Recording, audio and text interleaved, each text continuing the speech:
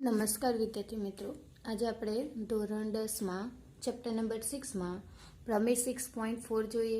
તો પ્રમેય 6.4 એ બાબા શરત પર આધારિત છે, બરાબર. 6.3 આપણે જોયો ખૂ શરતને આધારે.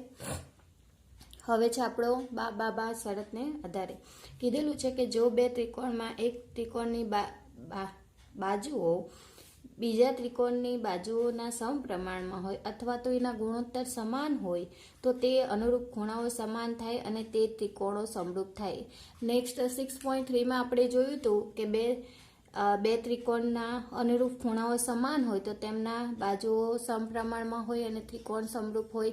એનાથી વિરુદ્ધ છે સાબિત કરવાનું આપણે શું કે બે ત્રિકોણની એક ત્રિકોણની બાજુ બીજી ત્રિકોણની બાજુના સમપ્રમાણમાં હોય અથવા તો ગુણોત્તર તેના સમાન હોય તો તેમના ખૂણાઓ સમાન સાબિત કરવાના અને એ બે ત્રિકોણો જે છે તે સમરૂપ છે એવું સાબિત કરવાનું.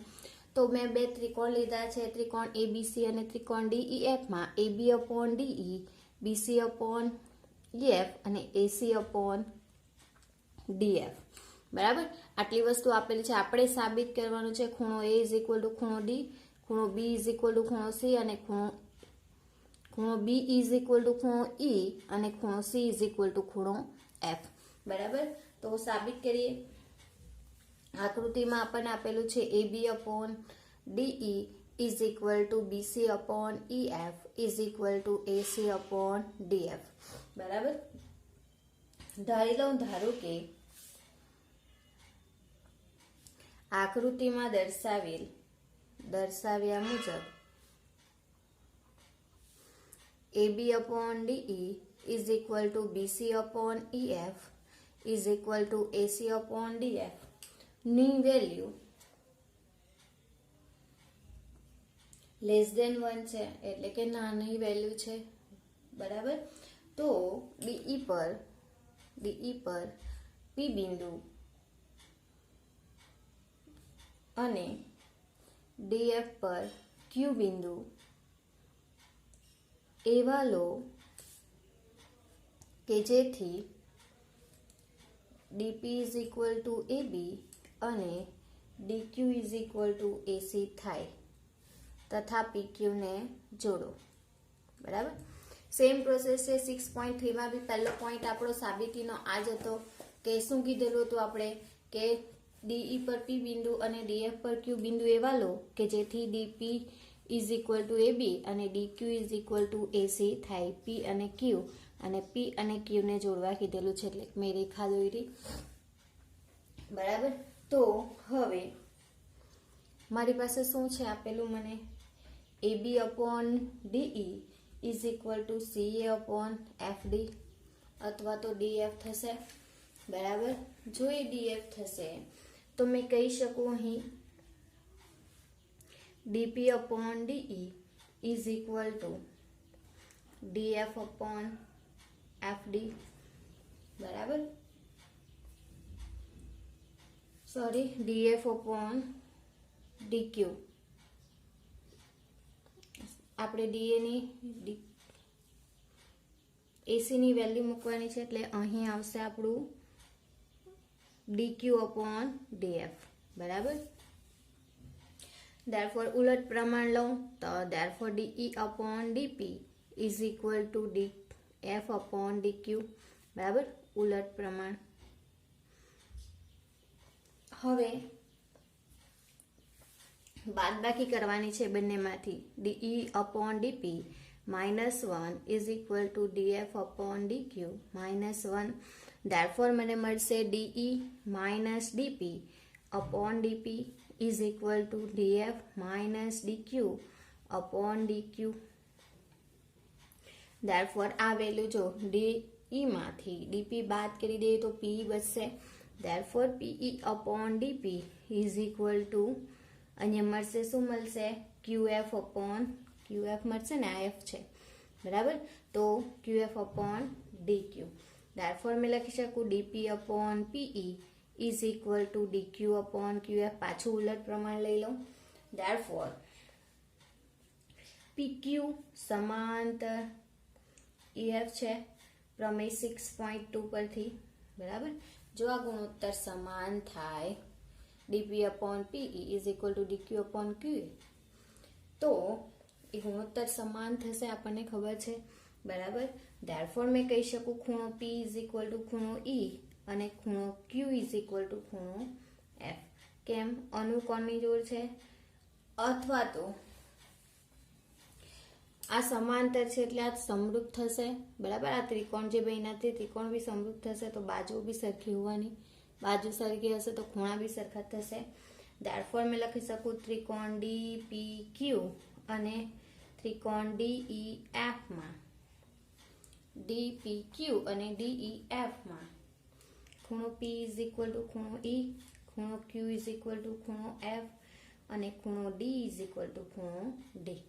ધેરફોર ખૂ શરતને આધારે મેં કહી શકું ત્રિકોણ કયો DPQ સમરૂપ ત્રિકોણ DEF,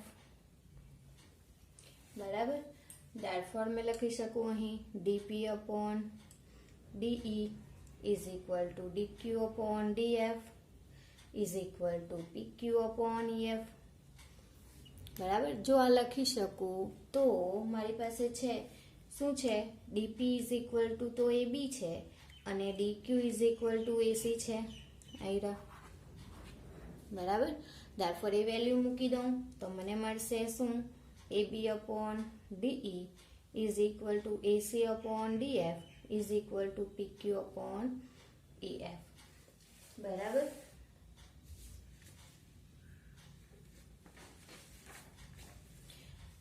પરંતુ પક્ષમાં મને શું આપેલું છે, બરાબર, વસ્તુ શું આપેલી છે, ગુણોત્તર સરખા આપેલા છે. ધેરફોર મેં લખી શકું AB upon DE is equal two AC upon DF is equal two AC upon DF, બરાબર. આટલી વસ્તુ આપેલી છે અને EF આવશે AC upon EF, BC upon EF. આ જે આપેલું છે તે બેઠું અહીં આવશે, પક્ષમાં આપેલું છે તે, બરાબર. ધેરફોર મેં કહી શકું PQ is equal two BC, બરાબર. અહીં આવશે EF. ધેરફોર આ બંને સરખા છે તો બાકી કયા રહ્યા, PQ અને EF સરખા છે. ધેરફોર મેં કહી શકું PQ is equal two BC.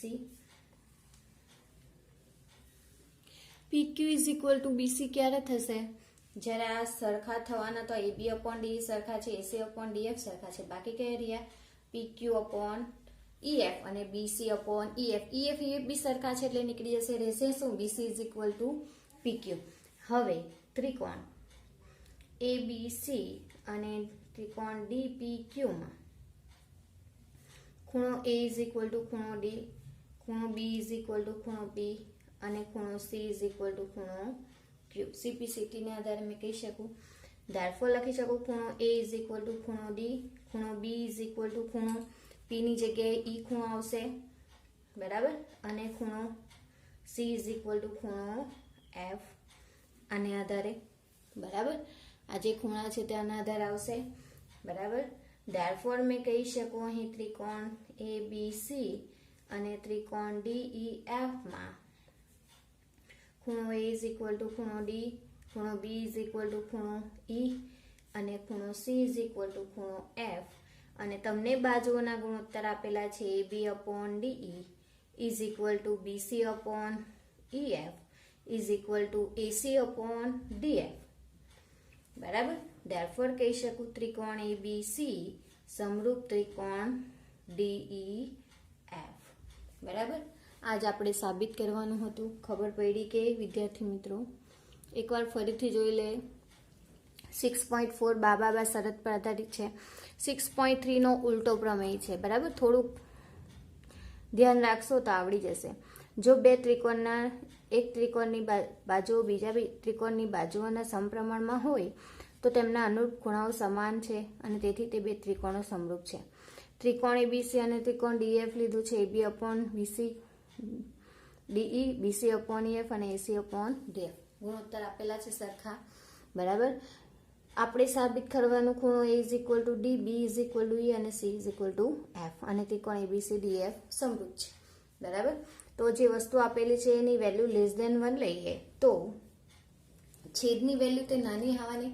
છેદની value ક્યારે નાની આવે?